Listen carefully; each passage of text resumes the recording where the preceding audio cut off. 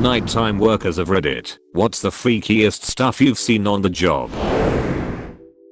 I worked at an all-night diner while I was in college. One night at about 2 in the morning, a 4-year-old boy wandered in and said he was there to get some food for him and his little sister because they were hungry. When the manager asked where his parents were, he said they were sleeping at home and that they slept a lot and yelled at him and his sister to be quiet a lot. Turns out he lived at an apartment complex adjacent to the diner and the parents were heroin addicts. It was heartbreaking. My mom worked as an aide at a small elementary school and she always said mommy sleeps a lot is child code for mommy does a lot of drugs. So sad. My oldest niece was about 8 when she called 911 one afternoon because mommy won't wake up. Fortunately the overdose wasn't enough to kill my sister-in-law. 2 stints in rehab and she's still clean and keeping her life together. Niece started college this year and I'm hoping she avoids a lot of the choices her mother made. Was standing topside watching the Navy at sea on a dark night when the sky suddenly turned bright. For about 3 seconds something was incoming so bright it lit all the weather decks up like daylight. This caused quite a commotion in the bridge and operations. We were forward deployed during wartime, although not in a region where active fighting was expected. Obviously everyone's worry was that we might be under attack. Then the sky went dark again, just as suddenly as it had began. The only one on the ship who had a direct view was me. It's a meteor. Had to repeat that report with details a bunch of times until people calmed down. The thing broke up into 3 pieces and then vaporized in the atmosphere. It was possibly one of the southern Taurids. Right time of year, right part of the globe, and that meteor shower is known for producing fireballs. Being hundreds of nautical miles out on a moonless night, it was truly spectacular. That was far and away the most dramatic meteor I've witnessed both in terms of the show it put on and in terms of the context. Lucky coincidence to be an astronomy buff standing the right watch at the right moment. That is amazing. What a memory. I grew up on a farm. One night I was supposed to check the irrigation pumps at 2 AM. It's a 2-mile drive and I'm mostly asleep. I park the truck with the lights aimed at the river. When I get out the headlights are projecting my shadow on rapid layers of fog coming from the river.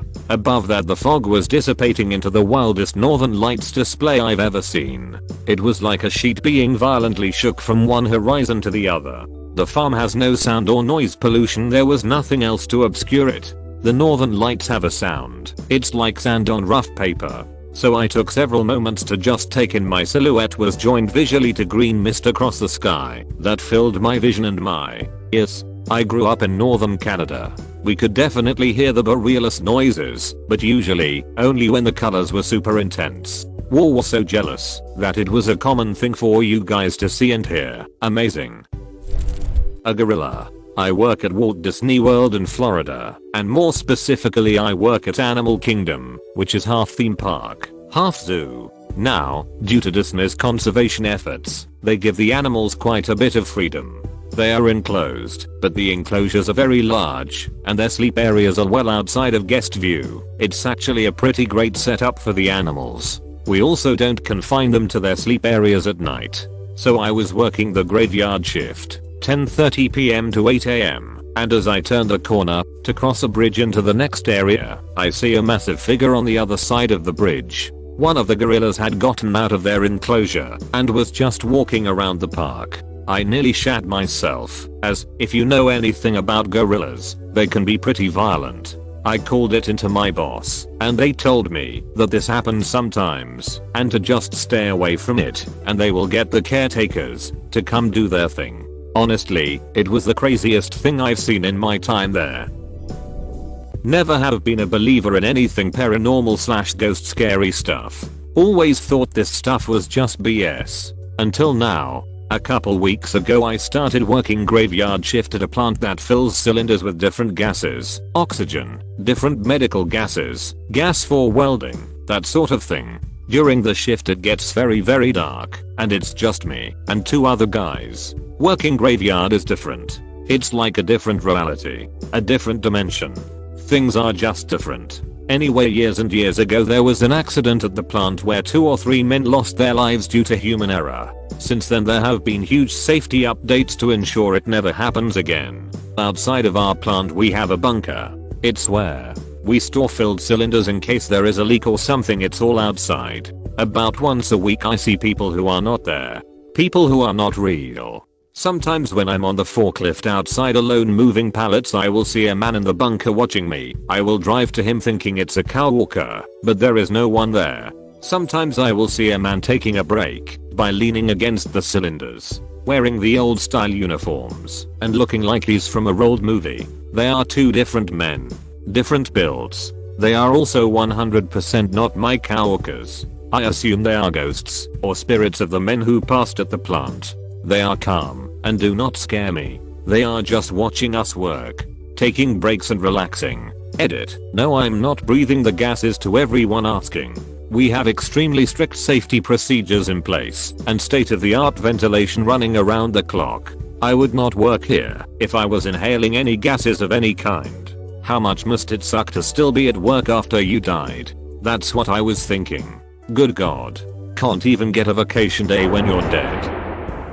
Worked at a movie theater in high school. A few really messed up things happened there, but this one is freaky fun. The staff were mostly funny, quirky, wholesome kids who didn't really drink or party, so we all made friends and would go out after shifts to hang at IHOP or somebody's house. One night I had a closing shift with some of my favorites, and most of us worked the opening shift the next morning. It's already past midnight and we are all hopped up on free coke, a cola, so we went to Elle's house nearby to play flashlight tag. Teenagers don't need sleep.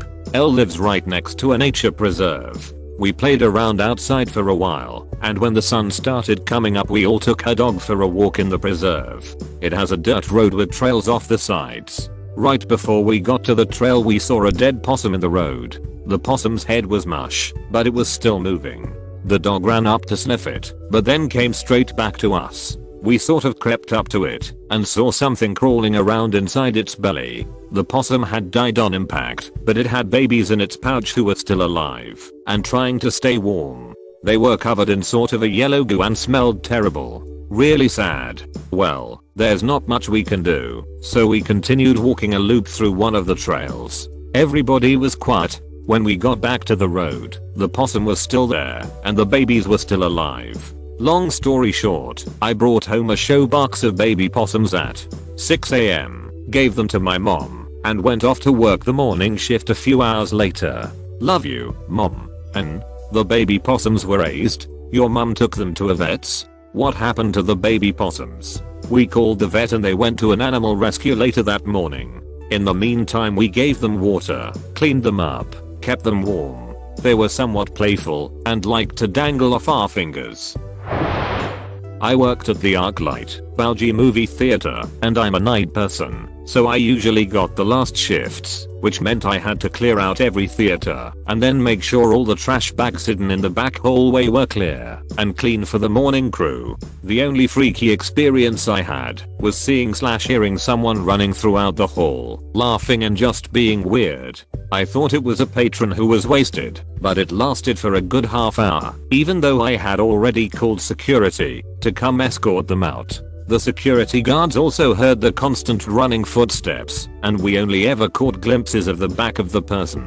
Scared the crap out of us. Next day, I pull another night shift and see one of the guards who was on duty. He said they never found the guy and eventually the footsteps and laughing stopped. Still don't know what to make of it, but that was the only time anything like that ever happened. I was a projectionist at one movie theater and a manager at another, and they were both the most haunted buildings I've ever worked in, but we only ever had one instance where people saw a distinct figure. That's pretty wild, whether it was a living person or not. Oh man, the projectionists at work were always mentioning how projectors would turn on and off by themselves. I believe that some fricked up crap goes on in movie theaters. If you don't mind me asking, what did you guys see? I don't think I'll ever reach a conclusion on what it actually was. I don't have freaky experiences often, so this scared the crap out of me. Lol.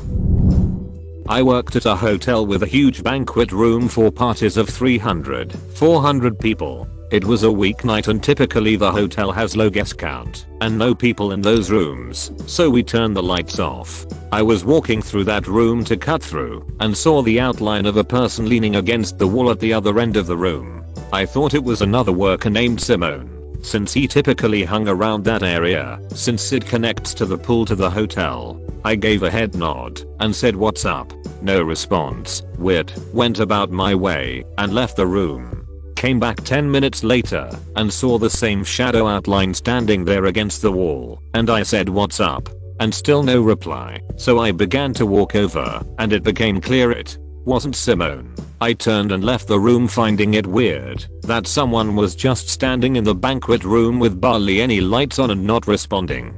The next day I asked Simone if he was in the room yesterday, and he said he wasn't working yesterday and neither was the other pool attendant. Yikes, how creepy. A strange looking fox. Its face literally looked like it had a pixelated skull superimposed over the top of it. I work in an animal shelter and was out doing the morning dump checks, checking the perimeter for any dumped pets overnight, and had one of our resident dogs with me, who was absolutely oblivious to the strange looking fox perched on the wall opposite. I watched it for a while, half expecting the skull thing to disappear in the way that exhaustion-induced hallucinations do, but it didn't. It was shimmering in the moonlight. I eventually finished my checks and continued walking up the road and could still feel this thing's eyes burning into my back. I turned round and it was still there, watching. Our dog finished its morning toilet and I turned around to head back with this thing still watching me. Usually foxes run off at the sight of humans, but this one stayed. Obviously the logical explanation is it was sick with a skin condition giving the fur around the face a skull-like appearance, and it didn't run away because it was dying or too ill to move. And I'm generally not scared of foxes, but this thing terrified me, and I'm still shuddering now at the thought of it, several years later. The other explanation I have, shapeshifter. I saw a possum like that once, where it had a strange outline around its face and down the middle because of the way the hair grows. There are certain kinds of mange that can do that, but I think people would only notice it during certain times of year when old coats are being shed and new ones are growing it. It's still creepy, lol.